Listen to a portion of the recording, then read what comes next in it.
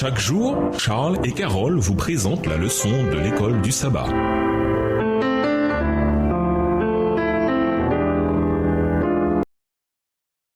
Bienvenue dans votre émission. Dieu nous parle. Nous voilà à la leçon de jeudi, le Dieu qui reviendra pour nous. Lisons Jean 14, des versets 1 à 3. Quels sont les liens entre ce passage et le message pour la fin des temps que l'on trouve dans les Écritures? Jean 14, versets 1 à 3. Que votre cœur ne se trouble point. Croyez en Dieu et croyez en moi. Il y a plusieurs demeures dans la maison de mon Père. Si cela n'était pas, je vous l'aurais dit. Je vais vous préparer une place. Et lorsque je m'en serai allé et que je vous aurai préparé une place, je reviendrai et je vous prendrai avec moi, afin que là où je suis, vous y soyez aussi. Lors du ministère terrestre de Christ, l'espérance bénie, l'une de ses promesses les plus précieuses, reflète une nouvelle fois le désir qu'a le Créateur d'être avec nous pour l'éternité. Jésus a affirmé « Je reviendrai, je vous prendrai auprès de moi, afin que là où je suis, vous soyez aussi. » Jean 14, verset 3 dans la version Darby. D'après l'apôtre Jean, la promesse se réalisera enfin. J'entendis une voix forte venant du ciel qui disait « Voici le tabernacle de Dieu parmi les hommes. Il habitera avec eux, ils seront son peuple et Dieu lui-même sera avec eux. Il sera leur Dieu. » Apocalypse 21, le verset 3, dans la version second 21. L'œuvre de la rédemption sera achevée où le péché avait abondé. La grâce de Dieu va surabonder. La terre elle-même que Satan réclame comme étant son fief sera non seulement rachetée mais exaltée. Ici-bas, où le Fils de Dieu a dressé sa tente au sein de l'humanité, où le roi de gloire a vécu, a souffert, a subi la mort. Ici-bas, quand Dieu fera toutes choses nouvelles, le tabernacle de Dieu sera parmi les hommes. Marchant à la lumière du Seigneur pendant l'éternité, les rachetés lui rendront grâce pour son don ineffable.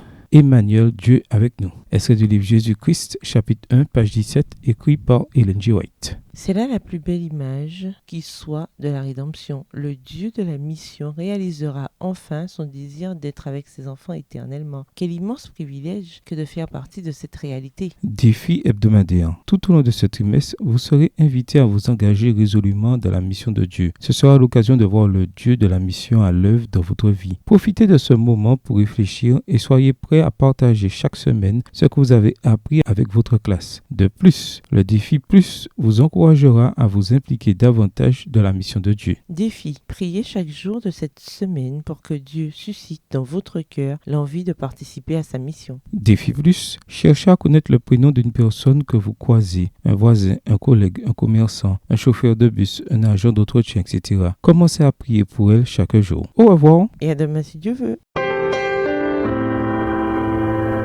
Dieu nous parle.